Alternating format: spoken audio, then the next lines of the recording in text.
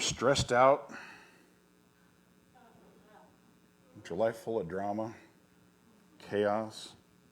My question is how much does social media feed into that? Ouch. I know, right? Who are you close to? Who is it in your life that you are close to? How much time do you spend with that person or people?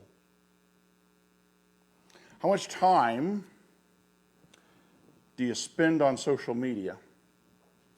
How much time do you spend browsing the news?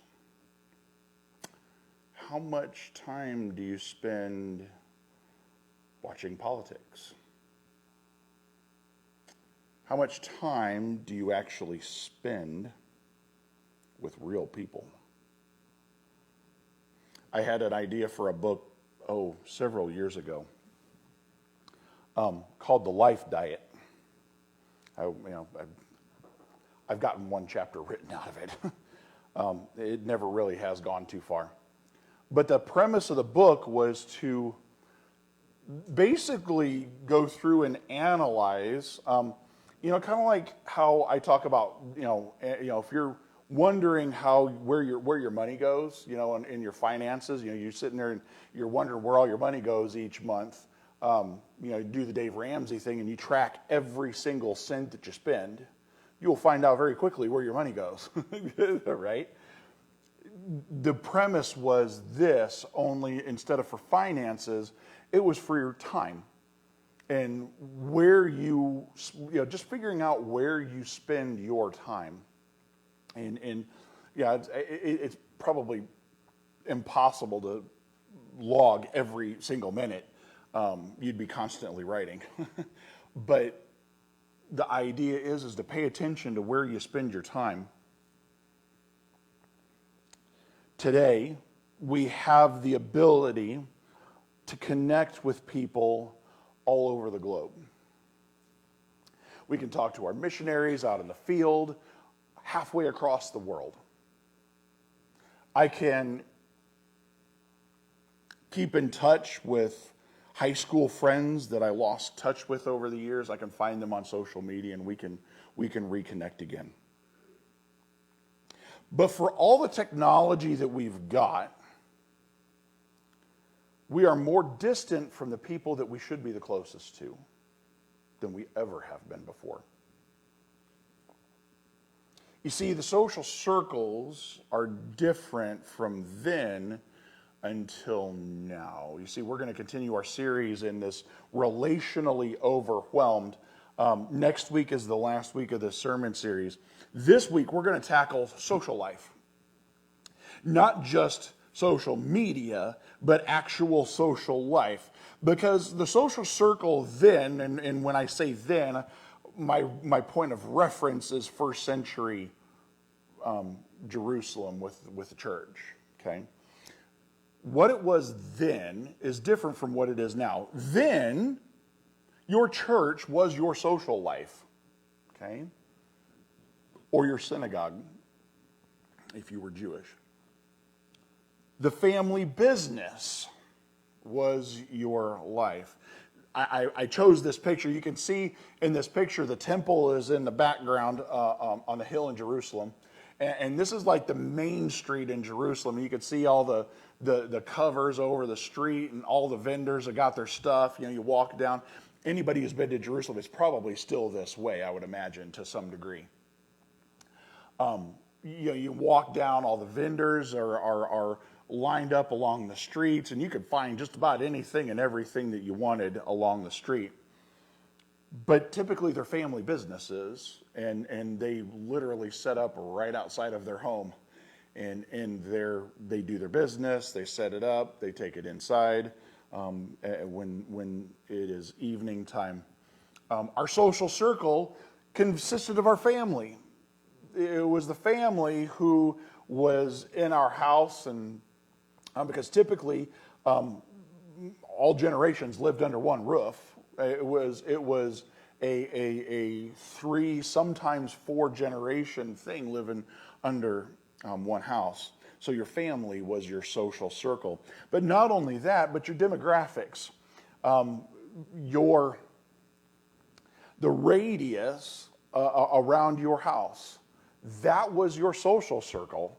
Those were the people that we were the closest to. Acts 2 gives a little bit of a picture of this. We're going to delve into Acts 2 more next week, and we're going to take it from social life, and next week we're going to hone down into church life. But for this week, Acts 2 kind of gives that idea. You know, they had all things in common. They were together breaking bread, and you know they were constantly together.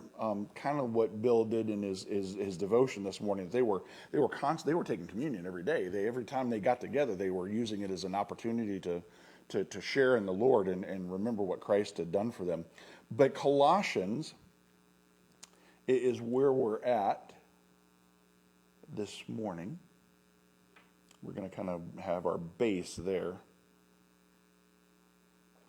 Verses 5 and 6 is kind of where we're going to hone in. It says, conduct yourselves with wisdom towards outsiders, making the most of the opportunity. Let your speech always be with grace, as though seasoned with salt, so that you know how you should respond to each person. Nowadays, our social circle is much, much different. This is Michigan Avenue. This is a site that is very, very, very familiar to me. I rode the bus and got off at Chicago Avenue and walked to culinary school. But this is the reality of our social circle now. Social media and the internet is our social circle. School. Not the kids weren't educated back in the first century, but there was not a formal kind of a public education. It was just usually parents or a group of parents. You know, your family is still, but family's kind of scattered.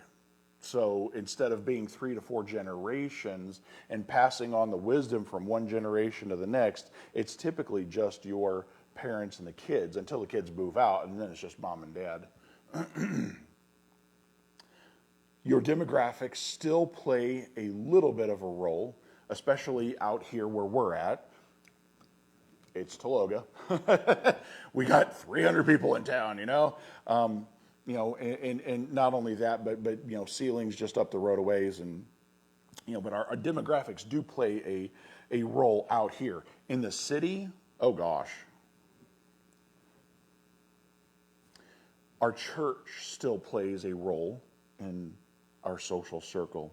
But the thing is that we're not limited in our narrow kind of view anymore. We are not limited because transportation and technology have changed things. Transportation, we have the ability, if you think about first century, I'm not, the Indians were here in the first century, but if you think about first century, and if we didn't have transportation that we have now, how often would you really go to Oklahoma City? You wouldn't. Sherry and I, last Friday, not a couple days ago, but a week ago, Hannah had a test. She had to go get her COVID test for her foot surgery. We left at 1:30, went to the city, down to Norman, got the test, went to Winco, got dinner. I think we went to another store, and we were home by 11 o'clock. It was a half a day run to Oklahoma City. You wouldn't do that if we didn't have the ability to have the transportation that we have now. You wouldn't do that. You'd make do with what you got, which is why small family businesses in small towns do what? Tank. Because you have the ability to go to Walmart that's, it's only 45 minutes. I mean, going to Woodward would have been a chore 2,000 years ago. I mean, it really would have. Transportation has changed a whole lot.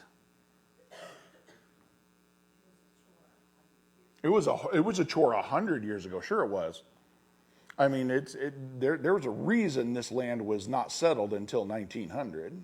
I mean, Oklahoma became a state in what, 1907? I mean, there's a reason for that. You know, this was very rugged and wild terrain. Technology has also changed things. Let's go to Proverbs 23. We're going to start in Proverbs 23. Proverbs 23, 20 and 21 says this. It says, "Do not be with heavy drinkers of wine or with gluttonous eaters of meat, for the heavy drinker and the glutton will come to poverty, and drowsiness will clothe one with rags." Okay. Let's go back here to Joshua. Joshua 23, 6 and 7 says, "Be very firm then to keep and do all that is written in the book of the law of Moses, so that you may not turn aside from it to the right hand or to the left, so that you will not associate with these nations, these which remain among you, or mention the name of their gods, or make anyone swear to them, or serve them, or bow down to them." You're like, well, preacher man, what in the world does this have to do with our social circles? Drunks, gluttons, not making friends with the other nations. You know, what are you talking about? God has told us to associate with certain people and not with other people. Don't associate with drunks and gluttons because their own issues will come to poverty, the drowsiness, this idea that they sleep. Stay away from other nations and other gods. Well, what in the world does that have to do with anything? Well, let me tell you what. Those lesser gods that God told them to stay away from drew them away. Because the lesser gods, these created beings that God had created, they clamor for worship. They want to take the place of God. And when we go and pursue these other nations, God knew that who we are close with is who we become.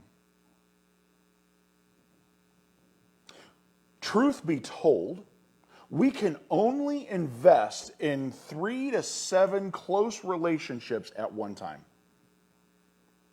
We can only invest in 3 to 7 close relationships at one time. We are not capable as humans of anything more. We just aren't. We will get burnt out. We will get stressed. We will get maxed out because we're pouring into relationships, too many relationships at one time, and we're going to become irritable, stressed, and just downright grouchy. Okay. 3 to 7 relationships. So let's start counting these up. Okay. God is your first relationship to invest in, right? If you have a spouse, that is your second one. How many kids do you have? Well, I've got 2. How many do you have? There's 4 right there. And you haven't even moved past your own family yet. You see what I'm getting at? You can only invest in 3 to 7 close relationships at one time. You can't afford to put in much else because you're too. This is the danger. Okay. This is the danger in that. Who we are close to is who we will become like. This circle of colleagues, ministerial friends that I've got, Larry and Guyman, Brandon down in Hinton, the 3 of us have kind of been palling around for a couple of years now, and we pour into each other, you know. And it's important for our close relationships to be able to do that, to be able to, because if you're the only one putting in, it's going to cause some issues. You're going to get drained. You need to be able to pour into each other.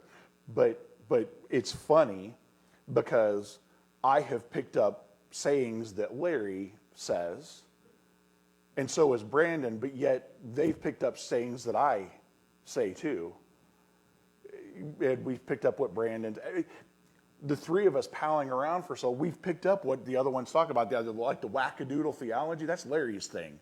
He's the one that says that. So when I say that, that's a Larryism. that's something he says. But because we're close, and we're like the three amigos, the three musketeers, we pick up on the things that one another say, and who we are close with is who we become.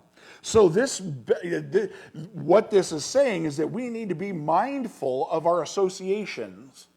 We need to be mindful of who it is that we associate with. Number one, the first principle here is that we all need a mentor. There's not one person on the face of the planet that doesn't need a mentor. We all need a mentor, okay? So let me say this.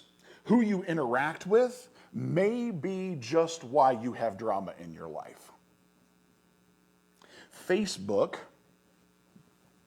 oh gosh, when Facebook came out with this, I was 30 different kinds of excited. But Facebook has an unfollow feature. Did you know that? Yeah.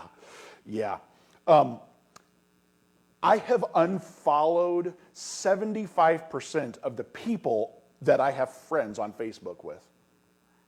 I choose who I want to see stuff from and who I don't. Trust me, if you post nothing but political, divisive garbage, I'm not going to see what you're posting because you will immediately get the unfollow button. I don't put up with that. I am very, very careful about what comes across my news feed.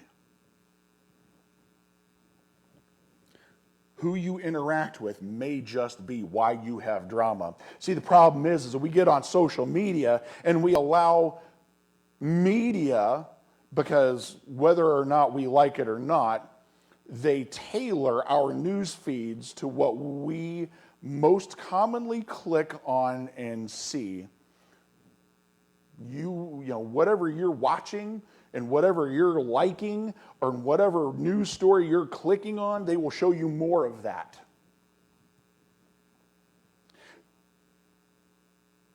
And if you click on things that make you mad, guess what? You're going to get more things that make you mad. So unfollow it. Don't click on it. Who you interact with may be why you have drama. We all need a mentor in our life. We all need somebody who has been there and done that. We all need somebody to help guide us along the path of this walk of Christianity. And here's the other thing. The second principle is that once you've been equipped, and this whole principle that I've been talking about, how we need to be discipled by this mentor for 3 years, give or take a year or two, okay? Give or take a year or two. But once we've walked this walk of being discipled and gaining this biblical worldview, then once we're equipped, what we do is we pour into 3 different people, okay? I pour into 3 people. These 3 people go out, and they pour into 3 people, and then they go out, and then it does. It just goes on, and it goes on and on. This is how the church grew so doggone rapidly, okay? In the grand scheme of things, it took 20 years. But this is why it happened, because people were actually gaining biblical worldview. They were actually being discipled. They actually had somebody walking with them through this walk of Christianity. And after this period of 2 to 4 years, they are now going forth and discipling other people, and they're ready to pour into 3 different people. When you get to that point that you're ready to pour into people, number 1, don't rush it. Number 2, take your time and learn it. But number 3, don't force it. Do not force it. Allow it to happen naturally. Trust me, the relationships will form naturally. And let God be the guide of who it is that you disciple and who you pour into and who you allow to pour into you. It will happen naturally. Keep your spiritual 2020 glasses on. Right, Sherry? Keep your spiritual glasses on and you will be able to see it. It's that whole thing of discernment. Okay? This isn't to say that we can't associate with non-believers. Okay? That's not what this is saying. Because we need to preach the gospel and we need to disciple them as well. But we need to exercise caution. Okay? We need to exercise caution. We need to be strong in leading them, not allowing them to influence us. If you need leadership training, I've got a great program for you. I'll walk with you through it. It is a beautiful, beautiful program that has changed how I lead completely. It has been one of the best things I've ever done. But we need to make sure that we are being careful to be the leader, not be the follower, when it comes to being around people who are less spiritually mature than us. Okay? We need to be the leader, not the follower. Now, we need to be the follower to our mentor. You need to be able to do both, lead and follow. A good leader does that. A good leader knows how to lead, but a good leader knows how to follow first. Pride. Yeah, exactly. That's exactly it. You need to learn how to follow your mentor, but moreover, as Paul says, when Paul says to Timothy, or to the churches he's writing to, he's like, follow me as I follow Christ. Well, yeah, we need to learn how to follow Christ, right? Colossians 4, 5, and 6. We can go back here to Colossians 4, 5, and 6 talks about conducting yourselves towards outsiders. And when we come across non-believers, there are 5 principles that we need to have in our mind. Number 1 is that we need to conduct with wisdom with outsiders and non-believers. We need to conduct ourselves with wisdom. Number 2, we need to use the opportunities that God provides. We need to use the opportunities that God provides. Again, this is a spiritual discernment thing. Being able to see the opportunities that God is providing, because he provides them all the time. Whether or not we take advantage of them depends on, number 1, whether or not we can see them. And number 2, it depends on whether or not we're going to really actually submit and obey. Number 3, we need to be graceful in our speech. Oh gosh. I can't emphasize that one enough. Be graceful. Yeah. Those of us that have that kind of personality in us, we have a tendency to be a little blunt. Okay, so not just a little. Okay, so a whole lot. We need to be careful with our speech. Okay, we need to be very graceful. Number 4, as Peter would say in his 2 letters, know how to respond. Have an answer ready at any given time for those who would question why you believe what you believe. Have an answer. This is the whole discipling bit. If we don't have a biblical worldview, we can't answer the questions that come from a non-believer. This is why there are so many atheists, because the average Christian can't and doesn't know how to respond to them. They just don't. They just don't know how to respond. Well, we believe creation. We may believe creation, but we can't articulate why. And the science that doesn't prove it. Remember, science can't prove creation or evolution. But we can look at the evidence. Most Christians can't articulate the evidence that is sitting there plain as day that most evolutionary scientists just simply twist. And if there's anything that the cadre with the Creation Truth Foundation has taught me, is that the arguments of evolution are nothing more than circulatory. It is a circular argument. It's like, we're going to move on. I could get hung up there for quite a while. But it really is a circular argument. Be ready with an answer and give an answer for your faith. And then finally, we're going to go to Matthew 14, 45, and 46, and 7:6 with this last principle here. And the last principle is this. 45 and 46 says this. It says, again, the kingdom of heaven is like a merchant seeking fine pearls, and upon finding one pearl of great value, he went and sold all that he had and bought it. What he is talking about there, that pearl of great wisdom, that pearl, pearl of great value is wisdom. I just gave the answer when I was trying to define it. Yeah. The pearl of great value is wisdom. The pearl of great value is the knowledge of righteousness by faith. It is the maturity that this knowledge and this sight that God opens our eyes to see. This is the pearl of great value. And what he says earlier, 7 chapters earlier in 7:6, Jesus says this. It says, do not give what is holy to dogs, and do not throw your pearls before swine, or they will trample them under their feet and turn and tear you to pieces. The last principle is that don't cast your pearls before swine. There are some people that are not going to understand the finer pearls of the faith. Don't cast it before them, because number one, they're not going to understand. Number two, they're going to turn and they are going to rip you to bits. I was raised around a hog farm. That analogy for me is like really hit home, because I'm telling you, there is nothing meaner than an angry hog. They will rip you apart.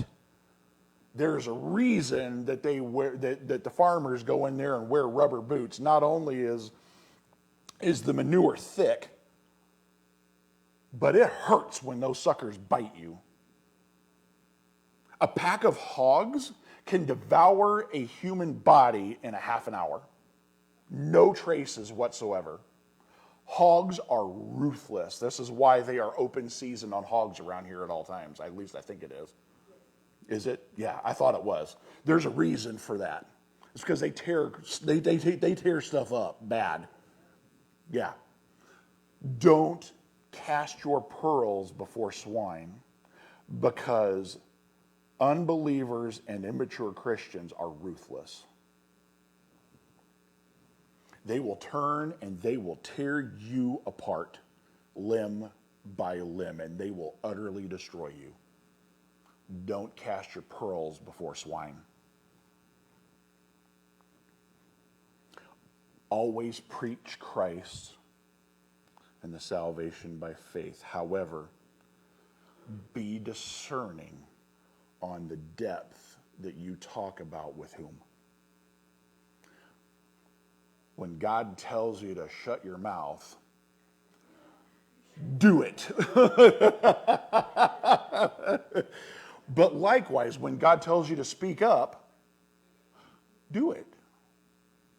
God will guide you. There have been a few different times where I've been prompted to say something that I wasn't going to say, and I thought it would have been casting pearls before swine. And God turned and showed me that that was not the case, that they actually do get it. There have been I've had that several times where God has shown me, it's like, oh, okay, well, my wisdom is not that of God's, not by any stretch of the imagination. Oh gosh, that is no joke. And see, and that's our problem, is we can't see the whole picture. As much as you may be able to see long term, and then again, that's one of my gifts. There's still stuff that I can't see. I'm not God. I do not have that perfect vision, and relying on the power of the Holy Spirit to guide you in the conversation is absolutely vital.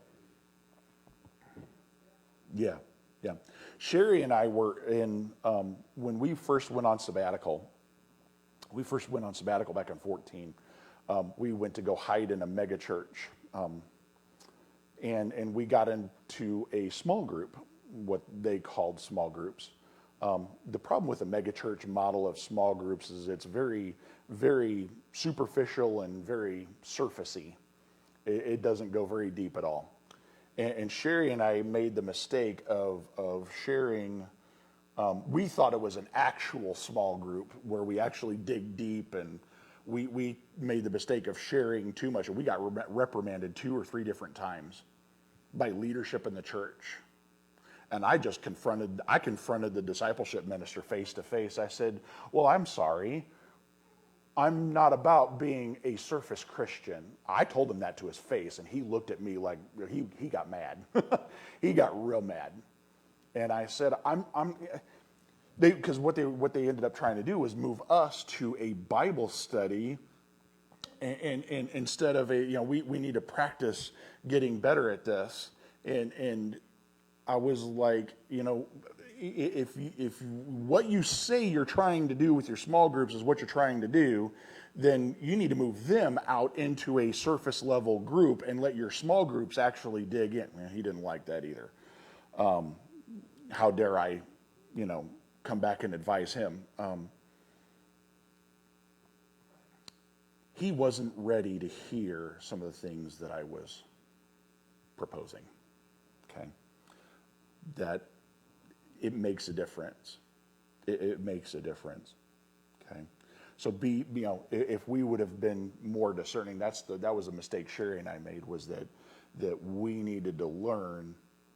We needed to learn and be able to discern where different people are at, and there are some things that we just need to not talk about, and that's okay. Number 2, don't blast your drama in life for everybody to see. If you're mad, don't post about it on Facebook or Instagram or Twitter or Snapchat. If you're mad, pray about it. If you're hurt, don't blame the other person in a passive-aggressive post on Facebook. Don't do that. Actually find somebody that will talk with you and help you work through it. Try and find somebody that will actually help you work through it instead of casting blame. Because again, going back to that story with the small groups, there was stuff that Sherry and I needed to learn out of it, and that's okay. Were there faults on both sides? Yeah, there are definitely faults on both sides, but we need to take the lumps that we need to take. And finally, seek God. I know I sound like a broken record when it comes to that, but I can't say that enough. Seek God where he may be found. Seek the Lord. The big idea, take home idea. It's a 2-part one-liner. Be mindful of your close friendships and don't cast your pearls before swine. Be basically one word, discern. That's it. That's basically, if there's one word you take away, it's be discerning. That is a very big life lesson. It really is. It's just like the 3 principles. God loves me for me. God loves them for who they are, and pray to see them the way God does, because it will make a difference in how you conduct your relationship with everybody. Remember, you're only going to have 3 to 7 close relationships. Can't be close to everybody. Can't be close to everybody. And the other half of that is you can't control others. Now, if you're wanting to pour into somebody, but they're not wanting to be poured into, talk about casting your pearls. It's just not going to go anywhere, So don't waste your time. Let then let the relationships of discipleship happen naturally. It will happen. God will guide it. God will direct it. So where are you at this morning? Where are you at in your social life? Are you spending too much time on social media, on news or politics or sports even? Is your life consumed by sports? I'm serious. Do a life diet. Just kind of take stock. If you really want to know where your time is going, it's like I never have enough time in the day. It wasn't until I did this myself and evaluated my schedule that I finally learned where all my time was going. You'll be very, very surprised at where your time goes.